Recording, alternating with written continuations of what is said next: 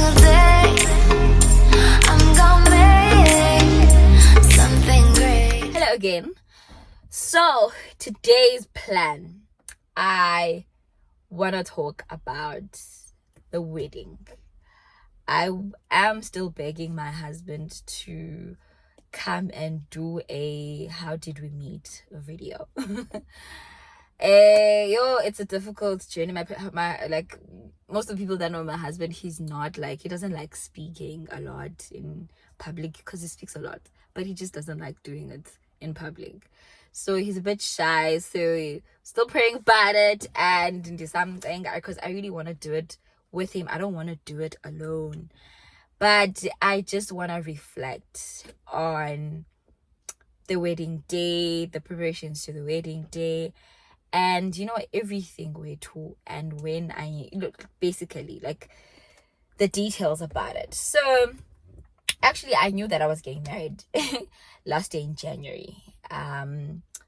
It came about in prayer, in my devotion time, that God said that this is the year that you're going to be married in, and so forth. And I knew. So when my husband actually brought that forward, I laughed because I had told the Lord that if this is something that you want for me, you are going to address Usive and tell him that this is the year we are going to get married. And reason I say that to God is because when I met my husband, we agreed to date for at least 2 years because we did not have the financial capacity to get married. We needed to fix a lot of things, and we just felt like we weren't ready for it. So we were like, okay, we're going to date each other for 2 years. But what we want to do is that we be accountable to our leaders. So I went on and told my leader that I am dating this guy, and told my parents, and he told his parents. So we were somewhat accountable. Obviously my church leaders were like pushing us that we should get married, and it just felt like so much pressure at some point because I was just like, this is a lot of pressure, and I don't want to be overwhelmed by thinking about the mere fact that when I met him, also it's another story, I knew he was my husband. So like now ingati we wanted to push everything, seven our own effort, and I just knew one of the few words that God gave us in our relationship was effortless. That you need not to toil in this relationship for it to kind of work. I'm not saying but we did not work. Obviously, for any relationship to work out, you guys need to put in the work. But there was a mandate that it was effortless. Even in the way we met, it was saying effortless. Like, I am driving this as God. So, long story short, I told my mom, because Usive and I think 2 weeks after I heard that in prayer, Moengole went to speak to him. Literally, I said, if you could tell Umir that she's gonna have a child, and then go to Joseph and tell him that he must marry Umiri despite of the fact that uzoba nomntwana, then you could surely do that for me. You're gonna tell Usive, and it's gonna be very clear to him that we need to get married this year, and it's never gonna be my idea. And literally, oh God is so faithful, he did that. I was so shocked when he actually told me or asked me. I literally just laughed. That's the first thing I did. And he asked me why, and then I told him the story, what happened in my prayer closet. So I had told one of my friends, my closest friends, I told her that, Yosani, God said this, and we laughed it out because I thought I wasn't ready for marriage. I thought we were working on me. I thought there's so many things that I thought I wasn't ready for. So it was like a shocker, honestly speaking. So long story short, continue with the preps, obviously from our side, and I decided to tell my mom, reason because is that my mom likes planning ahead of things, and I just felt like if I tell her when Usive comes to play Lobola, and I tell her that the plan is that my husband pays Lobola and that we get married in December, then she'll freak out and she will not allow that for that to happen. And the mandate was clear, was that in 2022 you need to get married. So I told my mom in March, but hey, remember when I told you about Usive, yeah?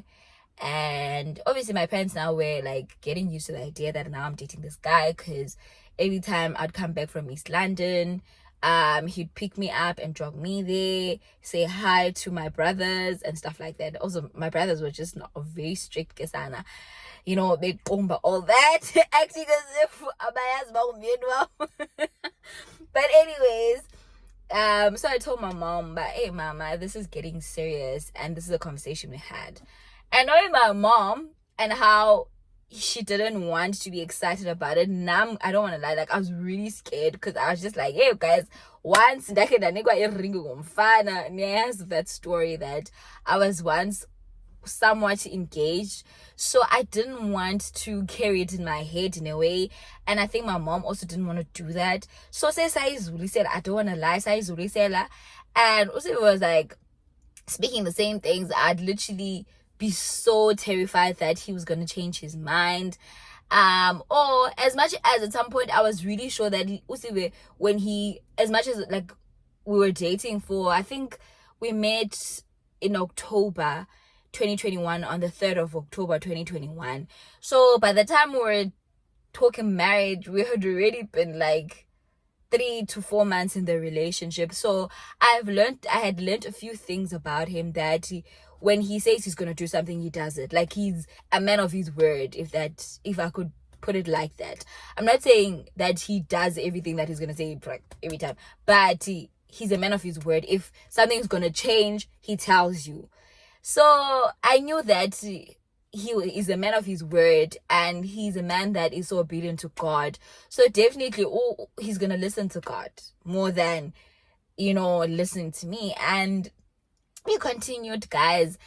The things, I went to my mom again in June. I remember we did a photo shoot in May. People started saying congratulations, and I was laughing, because I'm like, when something is of God, it's really of God. Because I remember people texted me congratulations. I'm like, for what? Happy birthday? Because we went for a photo shoot in May for my birthday, but also we wanted to do that photo shoot because Usiv was not staying here in East London anymore. So we wanted to have those pictures, so that when we have the invitation, we have pictures that we took together that can be put on the invitation. So I don't know if people saw through it, or the theme just said wedding vibes, because I remember one of my friends was like, I know about be engagement, and I was just like, I just laughed it off. I was like, no, not even, sis.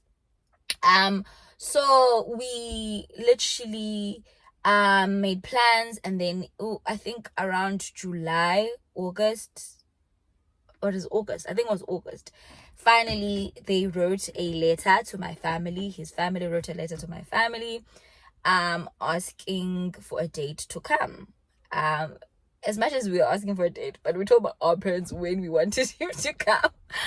Our parents are so flexible, because they allowed us to like dictate when do we want to do things, because our jobs, they get our jobs, and we are not always free, especially my husband.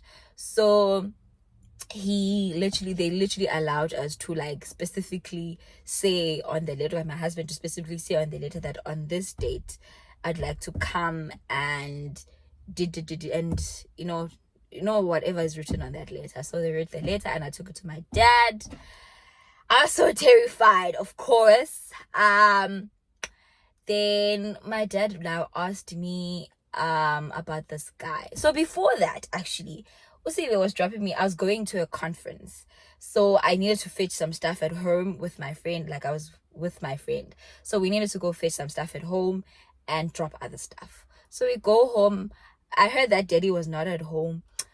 He was around the Lenduka, the village. So my dad comes through, and so I go inside the gate, and then Usive, like, why me saying pangasekai, but pambilang naseka, like a bit further away from my household.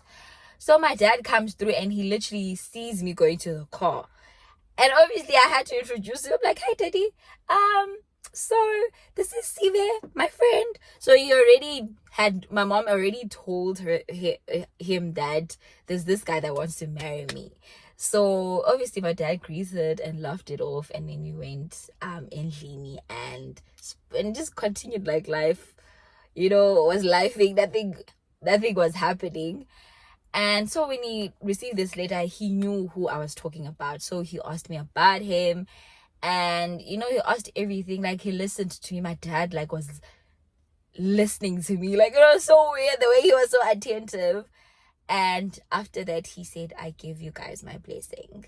I think that for me was so emotional, because like having a man that is approved by your dad, like, it's so rare. Because I think my dad is one of the men that set very high standards in my life on whom I can be with. So I was always so scared to introduce any kind of like guy to him in any way possible. Like, most of the guys that my dad has met is mostly my friends.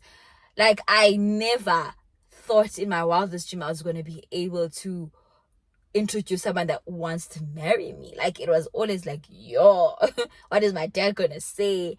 And being umntana katata and all these things, and my dad gave us his blessings. So obviously got return later. So they came through in October, the 1st of October, which was almost a year. See data. So we met on the 3rd of October 2021, Lobola, the 1st of October. They came in Lini, Lobola negotiations. You guys watched that video. It was so stressful, but actually everything went so well. My uncles and whatnot were so impressed, and they felt like Usif was very serious. I remember one of my uncles said to my mama, yo, serious one, serious sana, ifuna ngoku umkaya yabo. And we were just laughing. And I remember they asked for me most, and they were like, oh, they were like, oh, my mom was like, no, I'm done. And obviously the rule was that I have to bandi pumenge loco shop. Fine, no problem. We speak to my parents. Okay, my parents obviously speak to me later on after the Lobola negotiations. They tell me how everything went, and how much was needed, how much he came with, and all those things. And I think there was some amount that still needed to be paid, and they come back twice usually, but he paid the majority of the amount. So what we did, ekhaya samamkela on the same day, like bamkelwa the same day, and we thought they were gonna come back again, but because of time, because that was October, then it was October, November, December, so literally I had a month to plan for my wedding, with my parents knowing that we have a wedding actually coming forward. So we decided that rather than them coming, let them send the remaining amount EFT vibes, and that was great. Then on the 15th of October in his church Usive, we were so I think also I posted that video. Literally it was, we have, before that also we had counseling sessions with Umfundiswaike, like meeting him and speaking to him, because before he actually went to Lobola, way before that, like when we were still dating, we had to go see him and tell them the story, and there was just a lot that was happening. And I remember Umfundis being so impressed with our story and how we met, and how God just did everything, because the story is just so bizarre. Like, it's just out of this world. Like, I know, like, his daughters need the guys of marriage, they're out of this world. I think for me, this was mine, and it was just like shocking, because I never thought it was gonna happen like that. So we had been going to counseling sessions with him. So Watike was sneeze on a certain date that we were comfortable with. So we chose the 15th of October. And on my side of the church, which is my home church, Anglican, we started the counseling sessions after the Lobola. We went there obviously for multiple sessions with our bishop. So because I'm a priest's daughter, the the policy is that you are married or by a bishop. So that's why I actually got married a cathedral and by the bishop. So then wedding day, come preparing for the wedding now. So the first lady that was doing my dress, I did not want to wear a white dress for starters. The first lady that was doing my white dress, my traditional attire, she couldn't do it, guys. It was a mess. When I went to see it, I also started Tungisa quite early. I think I started around July because I did not want any delays and stuff, all of those things. So I started at that time, and it was just a messy shame. It was an absolute mess. So I decided, let me change the tailor, and also I talking about this tailor who was in Durban. So I was just asking if he does dresses as well, and he said yes. He can do it for me. And fortunately that weekend he was in Mthatha, so he took my measurements and left with him. So we went to Durban.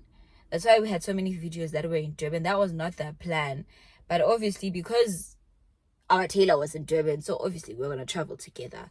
So we traveled together, and the first time I went there, I think my first fitting was just not it. It was okay, but there were like some adjustments that I saw that he was seeing the vision, but I still wanted some adjustment. I wanted some changes, and I told him when, how. Also with my husband's suit, I think his trousers were a bit short as well as his blazer, so they needed to be adjusted, like here and at the bottom. So that was one hustle we had with our outfits. Then following 2 weeks or 3 weeks, I don't know, but it was very close to the wedding. I think it was 1 week left to the wedding. We go back to go see my dress. The changes that I had asked for were not done, guys. I get there, the dress is absolutely not done. I get there on a Saturday in the afternoon. The idea was that we were gonna pick up dresses. We started at PMB to go buy izinto zokombesa, and we went there. The dress was not done, and the guy was telling us stories that may we please sleep in Durban. Mind you, we didn't budget to sleep in Durban. Our idea was traveling with my brother and my mom and my aunt. So we weren't planning to sleep in Durban. We wanted to drive back because we had so many other things to do back at home, and it was literally just a week before my wedding. So Sana, I was so hurt. We went back. We looked for a place to stay. I booked a place for us to stay. We got one room with 2 double beds as well, so we just slept in that. It was a nice B&B in Pinetown. It was very beautiful. It was just like a mess. It was a mess. I woke up the following day, we went there. Literally we stayed the whole Sunday. We were there at 8 a.m. We stayed there the whole Sunday, because we left Durban around 6 o'clock in the evening. So literally they did my dress within 1 day. As much as I loved the dress, I wore it, and my parents are so impressed with the design, and like my brother, they felt like it was beautiful, and I thought it was beautiful as well. But I just felt like we're kind of off. I don't know what it was. Like, I was just like, I'd wear this dress and I'm like, I don't feel like I'm getting married. Like, it's not like I'm getting married kind of dress, So I actually spoke to my husband and I was like, Lavi, I don't know how I feel about this dress. And obviously he's such a he always says that my feelings matter, like my feelings are valid. Yes, that's the word he always uses. So he was asking what's wrong with it. I'm like, there's nothing particularly wrong with the dress, but I'm seeing those tiny things that I feel like they should have done it like this, the feather is doing this, like, so those minor things that you can easily ignore, but I just couldn't ignore them. So I go home, and the week of the wedding I go home with his blazer, and I take 2 blazers because the tailor was insisting that he should wear the other one. But the one that he liked, I didn't know what was wrong with it. So we just took both of the blazers and my dress home. And as I stayed home that week, like I was just like, hey, guys, can't do it off. I don't know what it is, but I think I will need a second dress. No problem. I get the dress on a Thursday.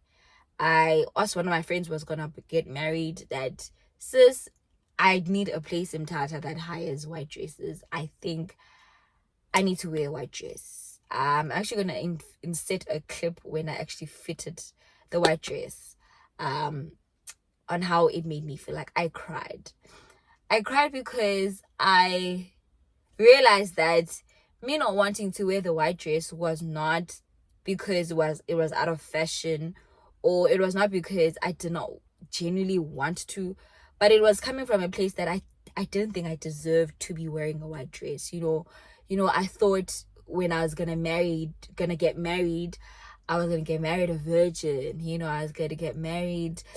A lot of traumas wouldn't have happened in my life, so I felt like I didn't deserve that white dress because of a lot that has happened in my life. And when I wore it, the Holy Spirit said to me, you deserve this. When I said that I've forgiven you, I forgive you. So I want you to wear a white dress. I want you to wear a veil. Because that was another thing, the veil part. Do I wear a veil? Do I not? All these things. And he was just like, I want you to wear a veil.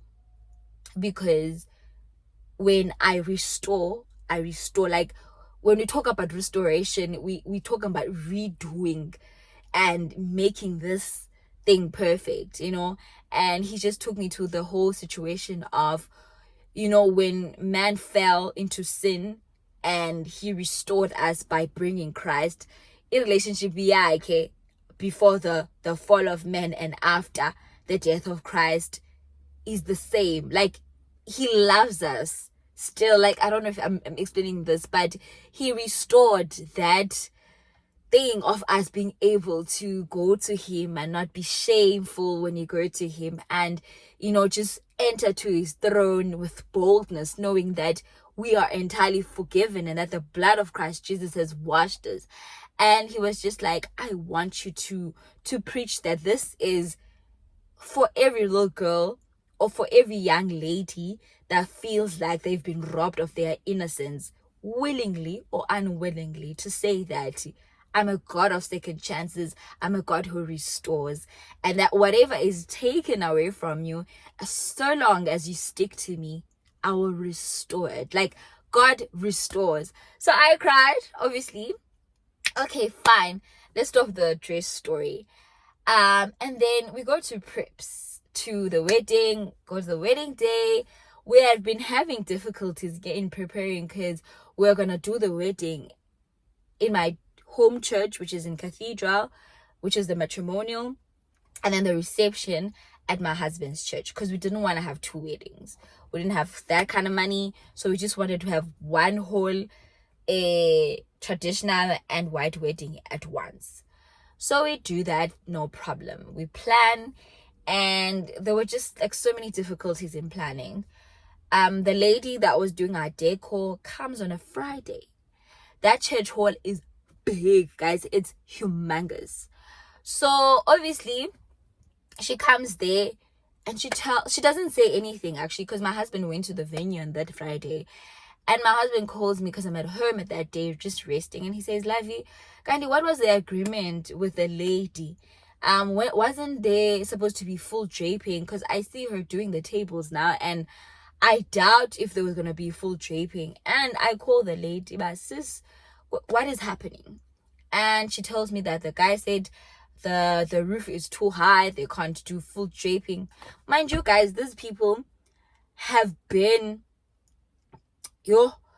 those people have been going there to check the venue. It's not like they don't know the venue. It's not like they saw it that moment. Like they knew how big they knew how high the roof is.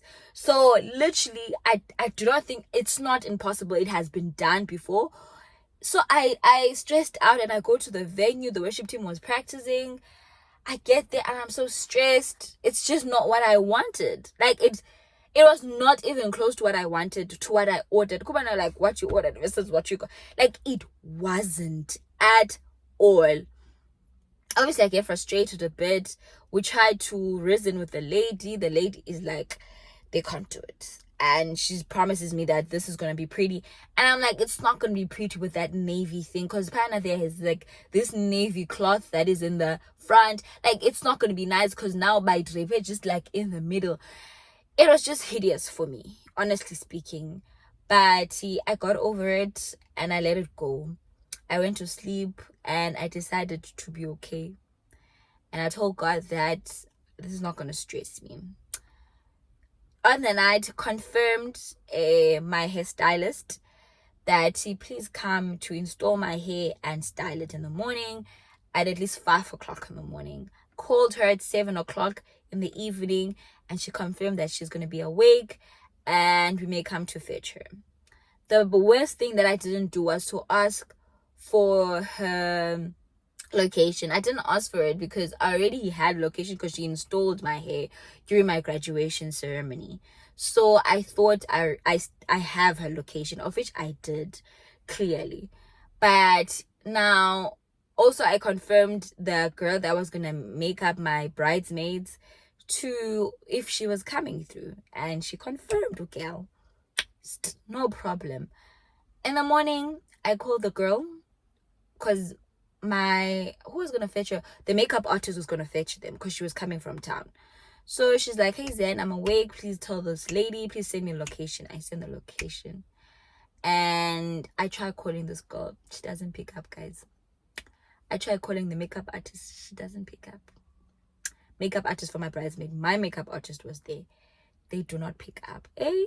My makeup artist decides, but let me come because we are gonna be late for our makeup. So can I come rather?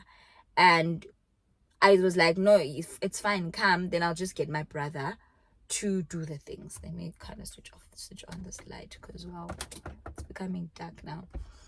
And I will ask my brother to pick her up. So no problem. She comes and does my makeup. We call this girl. My brother goes and tries to, to hoot her there. No one comes through. The girl, I tried to find her friends, the one who was gonna do my bridesmaid's makeup. No one said. People are like, she went out last night. I called her sister. She went out last night. She didn't come back. We heard that she was in Durban. Literally, she left right after I called her, and she didn't. The courtesy of telling me that she's not gonna be available, and she left. But so fine. My bridesmaid guys made plans. And they did their own faces. Then I did my own makeup, and then my makeup artist also had to do my hair now and install my hair. She was able to install, but we said she mustn't install because she couldn't do the bridal styles. So I ended up going to my wedding with a weave that was just hanging. And people always think that I did it on purpose. I didn't, guys. I really didn't. I was planning for a nice, pony bridal style. Pre-wear. And I literally thought that was it. We go to the church. Obviously, we were late because we planned for 2 people. The time that I planned, so we were late. Went to the church, late. No problem. Kandi, the worst has happened. The meat in the church was spoiled, guys. Like ibolile yonke. Mind you, guys, inkomo le yonke. Isefritshin. Guys, when you are tested beyond measure. Ibolile isefritshini. Like everything was just not going right. Literally, like things were just not going right. I was so stressed. Also because I'm a very time conscious person, the fact that I was late, it just disorganized my whole day. Like the fact that I was that bride who came late, like it just I was just so annoyed. And I just felt like the people that were supposed to help out did not help out as much as they said that they would. Sana, people disappointed last minute. People are not doing what they're supposed to be doing. It was stressful. Like till this day, I think as much as my wedding day was so beautiful, I think it was God. Like literally, it's not even I thought it was God, guys. Like when his glory will literally cover you guys. And when he says that he does not share his glory with anyone, he literally means it. Cause everything that happened there, no one can take credit that we did this. We did that. Oh guys, this light. We did that. We did that. No one could. Because Galoku, there was just so much spirit of sabotage when it came to this wedding, and I didn't understand. And I think when it came to my husband, all the people that were supposed to be his friends at this point were just not showing up. Like the way my husband is so supportive towards people, it didn't show in his way. Like it didn't show, like that thing that happens where people, when people that actually do really show up for people when it's their turn, no one showed up. Like I remember the friends that actually were so shocked that these were the things that are happening. They were like, if we knew, guys, we could have came earlier, because they had car problems and they could only come day before the wedding. So they were like, if we knew, if you told us, Semba, this was happening, then I'm like, I couldn't, guys. I couldn't even be excited for my own wedding. So, but long story short, it's like such a long story. It's so stressful. I'm just telling you the realities behind the sin. And I know everything looks perfect, looks planned. It wasn't at all. But I do want to acknowledge God because he showed up. The meat that was spoiled, my parents didn't tell us about this, obviously. They didn't tell us. Our parents didn't. They went and bought the meat for themselves and amongst themselves and my brother. But amongst the things that were going wrong, people ate at the wedding and the food was more than enough. The people cannot forget how tasteful the food was. Like it's bizarre how people thought the wedding was amazingly beautiful. I remember this girl was like to me, even the deco guys at the main venue, like it showed that you guys are people with a plan. It was beautiful, elegant, and simple. And I was just like, it was not what I wanted. It was absolutely not what I wanted. But all in all, guys, God was gracious. Like we got married in me and mom, and I got married in such an amazing family also. I don't wanna not say that. Amazing family because ngumama ke ne sisters is me and mom. No me and mom. There's not many of abantu aba extended who are involved. But he, it's good. Like it's really, really good. I have been enjoying to be a married woman or married person. I have literally learned so much within such a short space of time, and so much has happened as well. Obviously you're gonna learn over time, but all in all, we were able to do everything on the same night because the same evening. And at 12 we slept around 12. Actually we slept around 2. We slept for 2 hours because we were leaving at 5. We were catching a flight here in East London, so we slept for literally a few hours. And then fortunately his brother was there, so he was the one who was driving for us, and then with our friends that stayed in East London, so we all traveled together, and they took the car back and we went to our honeymoon, and that was an amazing experience. I will post the videos, of course, just for you guys to see my next vlog, I guess, but I wanted to do the sit down first. So man, all in all, I'm such a story person, and but all in all, God is good. When he promises that he will do something, he does it, despite who fights it, despite how much the devil fights it, because literally it's just the devil. It's nobody else. It was just the devil. and he just didn't want this to happen because he knows about this marriage. He knows if me and Sive get together, what will happen to the kingdom. So he just knew. And he was terrified, and obviously because he was terrified, he had to act on it. So and him blamed and I'm kidding, but honestly I was not shocked. I really wasn't shocked. However, I do want to appreciate the Lord, and I'm so grateful to God who fights our battles.